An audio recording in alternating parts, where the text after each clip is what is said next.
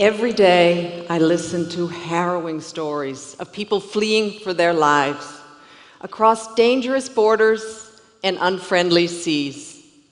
But there's one story that keeps me awake at night, and it's about Doaa, a Syrian refugee, 19 years old. She was living a grinding existence in Egypt, working day wages. Her dad was constantly thinking of his thriving business back in Syria that had been blown to pieces by a bomb. And the war that drove them there was still raging in its fourth year. And the community that once welcomed them there had become weary of them. And one day, men on motorcycles tried to kidnap her. Once an aspiring student thinking only of her future, now she was scared all the time. But she was also full of hope because she was in love with a fellow Syrian refugee named Bassem. And Bassem was also struggling in Egypt. And he said to Doaa, "Let's go to Europe, seek asylum, safety. I will work, you can study, the promise of a new life." And he asked her father for her hand in marriage. But they knew to get to Europe, they had to risk their lives, traveling across the Mediterranean Sea, putting their hands in smugglers notorious for their cruelty. And Doaa was terrified of the water. She always had been. She never learned to swim. It was August that year, and already 2,000 people had died trying to cross the Mediterranean. But Doaa knew of a friend who had made it all the way to Northern Europe, and she thought, maybe we can too.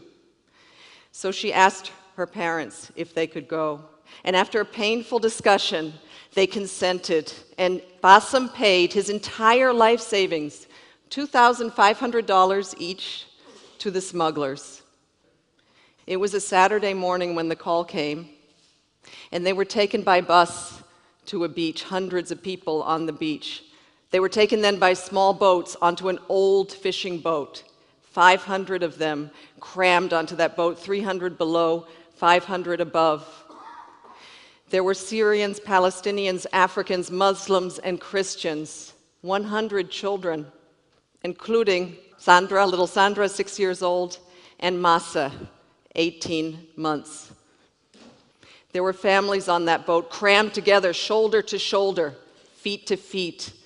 Doaa was sitting with her legs crammed up to her chest, Bassem holding her hand.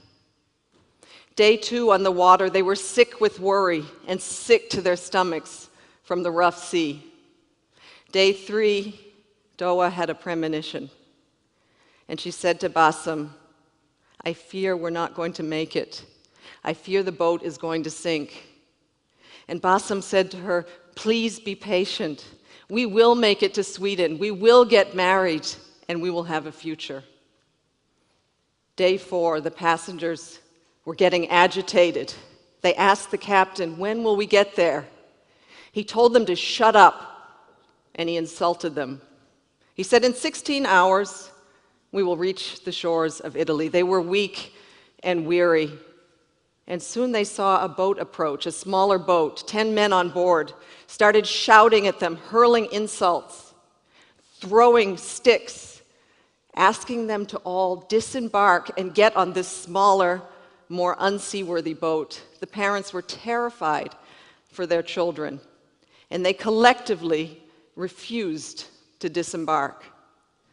So the boat sped away in anger, and a half an hour later came back and started deliberately ramming a hole in the side of Doaa's boat, just below where she and Bassem were sitting.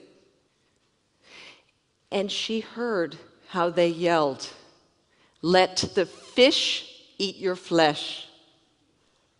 And they started laughing as the boat capsized and sank. The 300 people below deck were doomed. Doaa was holding onto the side of the boat as it sank and watched in horror as a small child was cut to pieces by the propeller. Bassem said to her, "Please let go or you'll be swept in and the propeller will kill you too." And remember, she can't swim.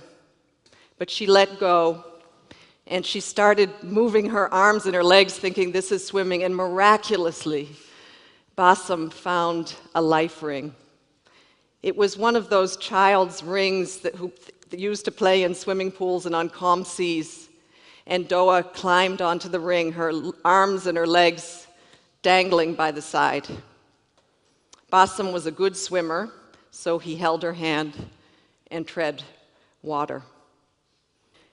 Around them there were corpses. Around 100 people survived initially, and they started coming together in groups, praying for rescue. But when a day went by and no one came, some people gave up hope. And Doaa and Bassem watched as men in the distance took their life vests off and sank into the water. One man approached them with a small baby perched on his shoulder, 9 months old, Malik. He was holding onto a gas canister to stay afloat. And he said to them, "I fear I am not going to survive. I'm too weak. I don't have the courage anymore." And he handed little Malik over to Bassem and to Doaa, and they perched her onto the life ring. So now they were three, Doaa, Bassem, and little Malik. And let me take a pause in this story right here and ask the question, why do refugees like Doaa take these kind of risks? Millions of refugees are living in exile, in limbo. They're living in countries from a war that has been raging for 4 years. Even if they wanted to return, they can't. Their homes, their businesses, their towns, and their cities have been completely destroyed. This is a UNESCO World Heritage City, Homs, in Syria. So people continue to flee into neighboring countries. And we build refugee camps for them in the desert. Hundreds of thousands of people live in camps like these, and thousands more, millions, live in towns and cities. And the communities, the neighboring countries that once welcomed them with open arms and hearts are overwhelmed. There's simply not enough schools, water systems, sanitation. Even rich European countries could never handle such an influx without massive investment.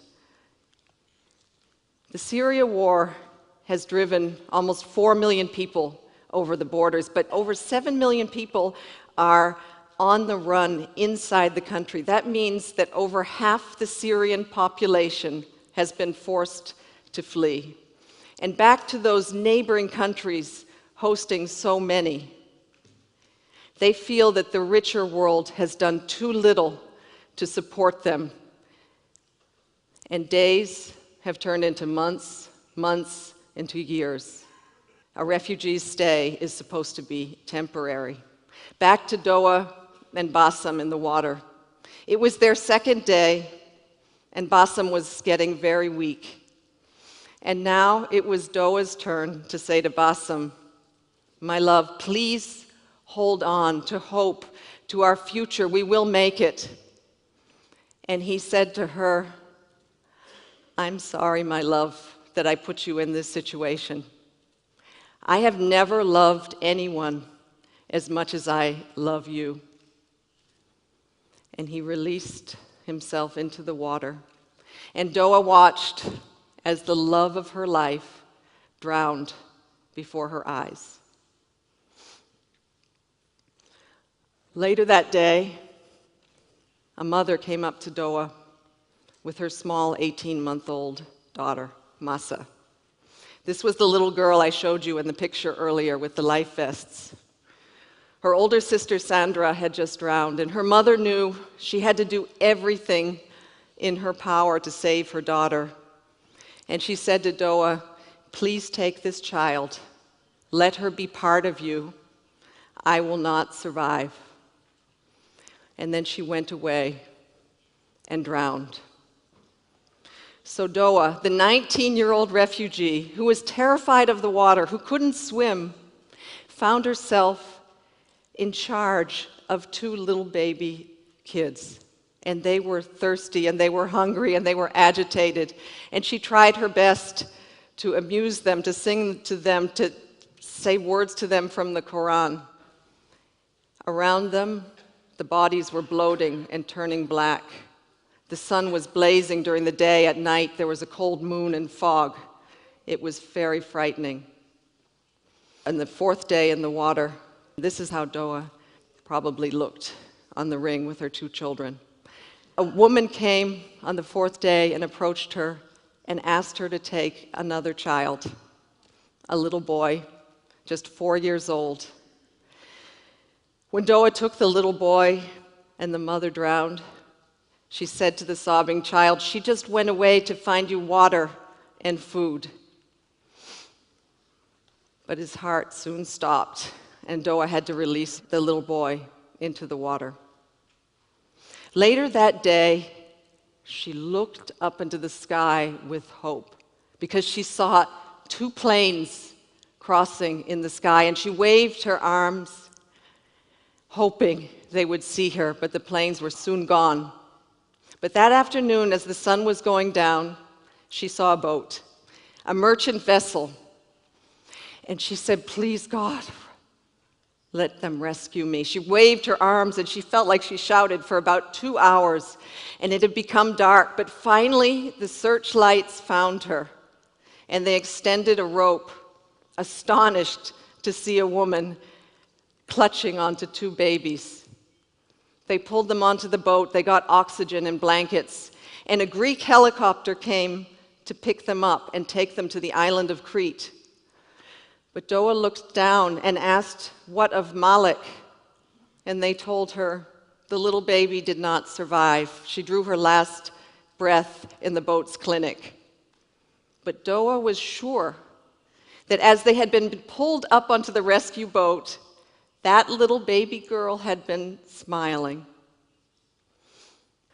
Only 11 people survived that wreck of the 500.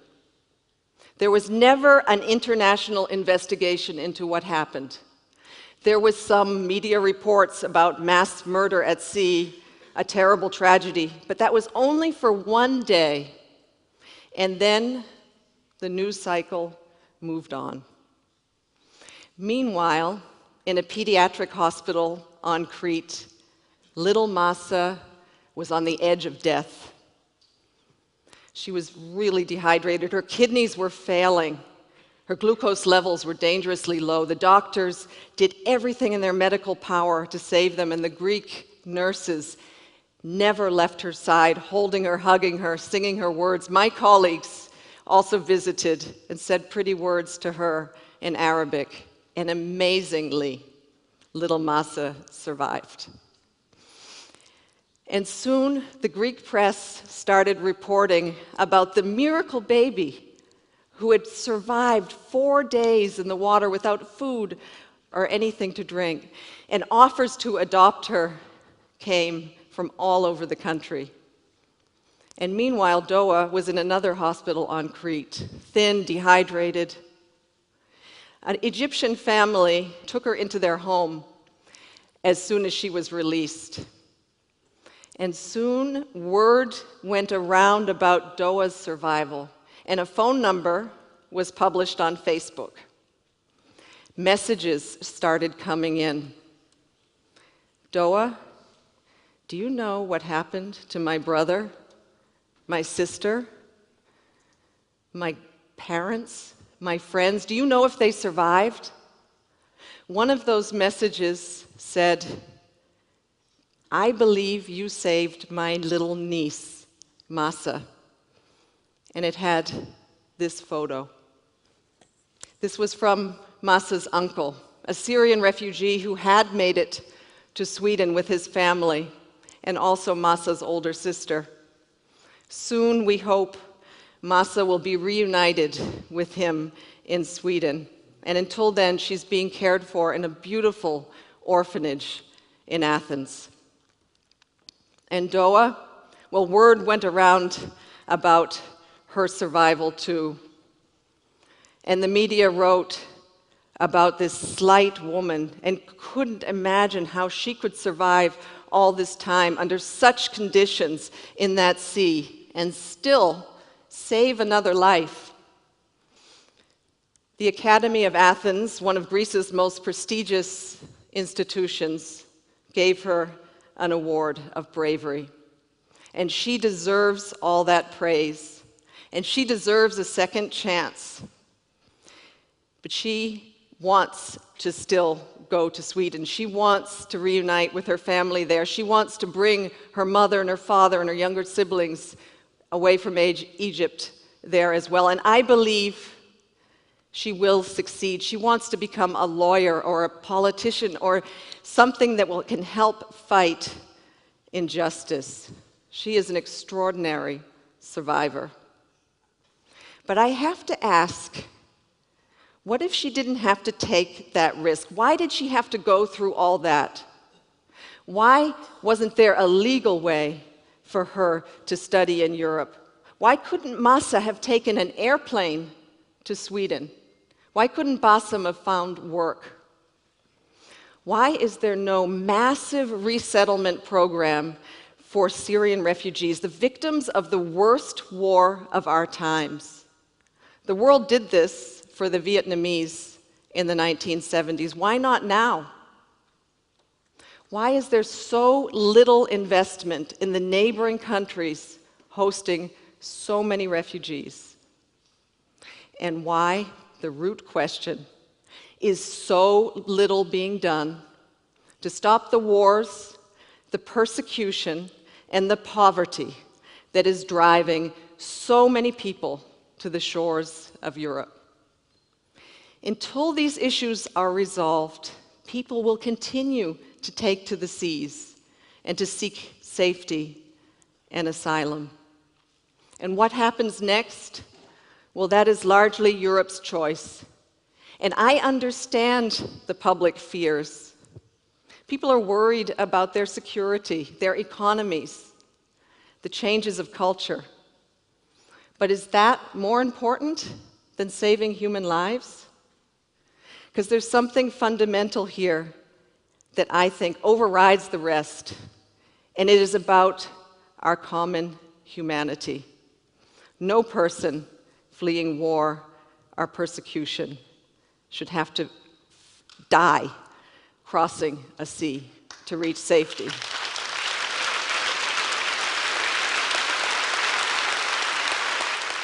One thing is for sure, that no refugee would be on those dangerous boats if they could thrive where they are.